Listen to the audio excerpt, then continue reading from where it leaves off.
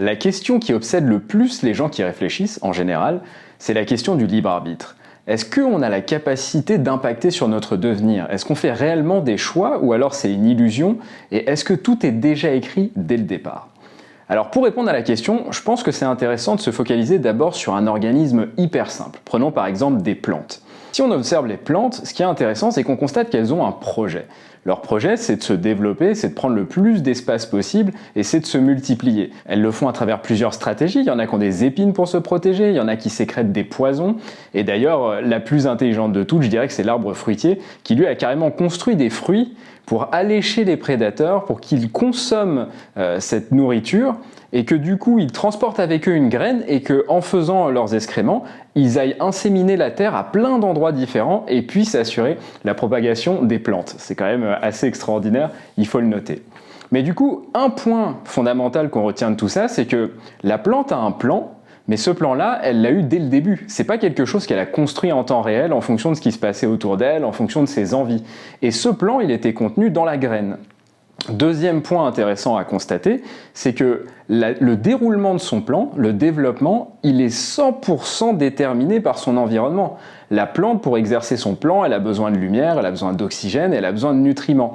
Et ça dépend complètement de son environnement. C'est pas elle qui décide et elle n'a pas des envies de tiens, je préfère ça. Elle est compatible avec certaines sources de nourriture et elle les consomme. Elle a besoin d'un taux de soleil et d'humidité et elle l'utilise. Et si tout ça n'est pas présent, alors elle meurt. Autre point intéressant, c'est que si nous on passe par là et on voit une plante sympa, on peut la déterrer et la mettre à un autre endroit. Donc même l'endroit où elle pousse, on remarquera que c'est pas vraiment elle qui l'a choisi, mais c'est les accidents de son environnement qui l'ont mis là où elle est. Deuxièmement, quelque part, elle est assujettie à l'humeur et à la volonté des gens qui la dominent, qui ont des plus grandes capacités. Deux points assez fondamentaux, retenez-les bien. Maintenant, on va prendre un organisme supérieur, les animaux. La théorie qui gouverne l'évolution des animaux, c'est la théorie de l'évolution selon Darwin. Il y en a d'autres, etc., mais c'est la plus communément admise. Si on observe, c'est quoi l'idée de la théorie de Darwin? À la base, on était des super organismes ultra basiques, et notre plan était ultra simple, c'était consommer quelque chose et se reproduire, limite à l'état cellulaire où on est une cellule, on se divise en deux pour faire deux cellules, etc. Et ensuite, en fonction de notre environnement, justement, par l'adaptation, il y a des espèces qui ont évolué dans une certaine direction, et il y en a d'autres qui ont évolué dans une autre direction, il y en a qui n'ont pas réussi à évoluer, et ces espèces-là, elles se sont éteintes.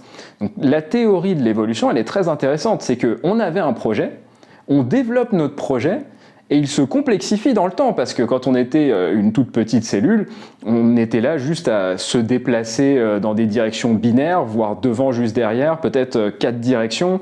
L'objectif, c'était juste manger. Ensuite, on a réussi à sortir de l'eau, se déplacer sur Terre, certains se sont mis à voler, etc. Puis on a développé notre intellect beaucoup plus. Et maintenant, on est arrivé au point où on peut se poser la question, est-ce qu'on a un libre arbitre ou pas? Ce qui est quand même un grand luxe.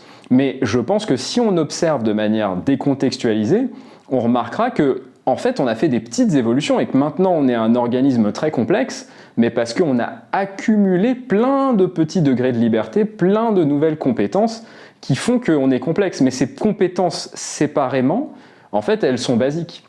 Et c'est intéressant de voir que on a été façonné par notre environnement. Qu'à un endroit où on manquait de certains nutriments et de certaines nourritures, où le terrain était d'une certaine complexité, etc., notre corps s'est adapté pour pouvoir survivre. Et certains n'ont pas réussi à survivre, et du coup ils sont morts. Donc en réalité, notre évolution, comme la plante, eh bien, elle est dictée par notre environnement. Et nous, notre plan, à la base, il est contenu dans notre patrimoine génétique, dans une certaine mesure, nos chromosomes qui dictent la taille qu'on va faire, la masse musculaire, etc. Quand même énormément de choses, le fonctionnement basique de notre corps, qui après s'adaptera et évoluera. Mais du coup, c'est intéressant de voir que nous aussi, on est dépendant de notre environnement. On a une plus grande capacité à s'adapter à cet environnement, qu'on a acquise avec le temps, mais on est toujours en réaction à cet environnement. Donc si on approfondit la question de base qui était est-ce qu'on a un libre arbitre ou pas, je pense que la réelle question qui est derrière, c'est est-ce qu'on peut réellement faire un choix? Est-ce qu'on peut réellement avoir des options quand on est autant conditionné par notre environnement? On peut avoir l'illusion d'avoir un choix. Par exemple, si je vous dis vous pouvez respirer ou ne pas respirer, vous avez le choix. Mais si vous ne respirez pas, vous allez mourir. Donc si vous voulez continuer de vivre, vous allez être obligé de le faire. Et il y a peut-être plein d'autres choses qui sont en place dans votre tête, dans votre histoire, qui font que vous allez naturellement choisir de ne pas respirer ou de respirer quand je vous propose ça. C'est ça la réelle question. Et je pense qu'on a des éléments de réponse en regardant ce qui nous entoure. Prenons par exemple un bonsaï. Un bonsaï, il a une vie propre. La graine contient l'information, comme toutes les plantes, on l'a vu, et ensuite il se développe selon la logique de l'information qui est contenue dedans. Mais si nous, on décide de le tailler d'une certaine manière, si nous, on le met dans un pot, et si on le déplace dans d'autres climats, etc., etc., en fait, on l'oblige à réagir, et il n'a pas vraiment le choix, il est juste obligé de plaquer son information dans le nouvel environnement et avec les nouvelles stimulations qu'on applique sur lui, et de continuer de développer ce plan.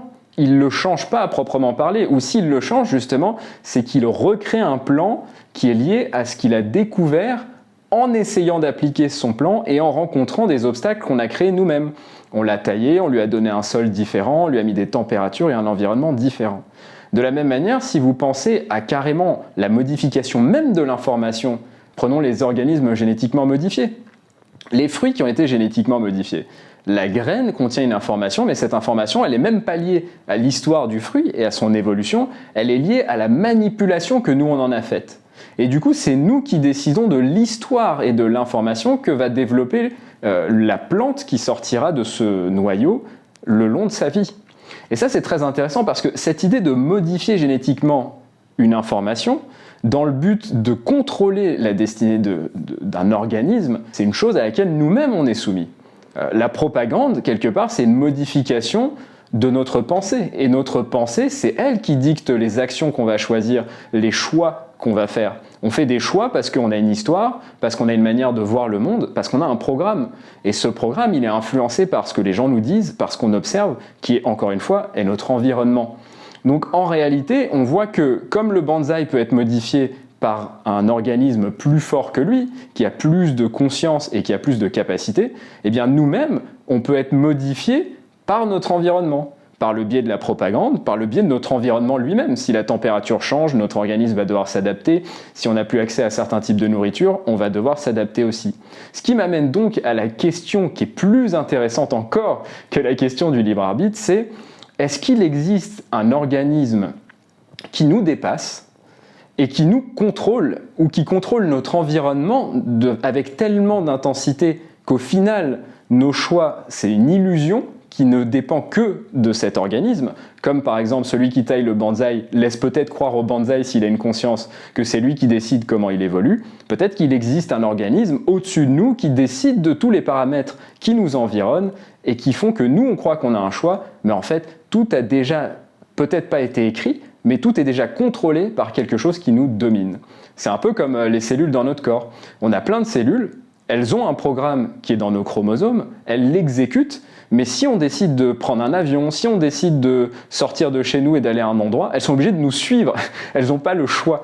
Donc on a l'impression qu'elles ont le choix, mais en fonction de l'alimentation qu'on a, de ce qu'on fait, en fait elles subissent et on leur dicte la manière dont elles vont pouvoir évoluer et l'environnement dans lequel elles vont pouvoir être. Donc voilà, pour moi la question du libre arbitre, elle est presque inutile, parce que la réelle question qui se cache derrière, c'est ce que j'appelle la théorie de la hiérarchie des consciences. C'est que quand une conscience est dominée par une autre, et par dominée j'entends juste que l'autre a plus de capacité, alors elles deviennent interdépendantes. Celle qui a plus de capacité peut contraindre celle qui en a moins d'avoir un projet différent.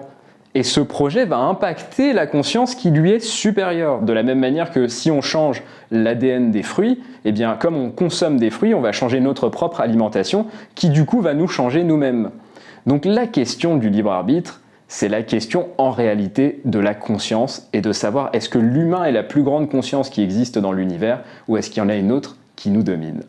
Et alors là, je vous laisse répondre à la question parce que je ne le ferai pas dans cette vidéo-là. N'hésitez pas à partager votre avis dans les commentaires, ça peut être très intéressant la discussion que ça va lancer. Mais une question beaucoup plus simple et qui vaut tout autant votre attention, je pense, c'est comment on fait pour être heureux? Parce que c'est bien de se poser toutes ces questions, peut-être qu'on n'aura jamais les réponses, peut-être qu'on les aura et qu'elles vont nous déprimer, mais il faut bien vivre sa vie et le but c'est d'être heureux.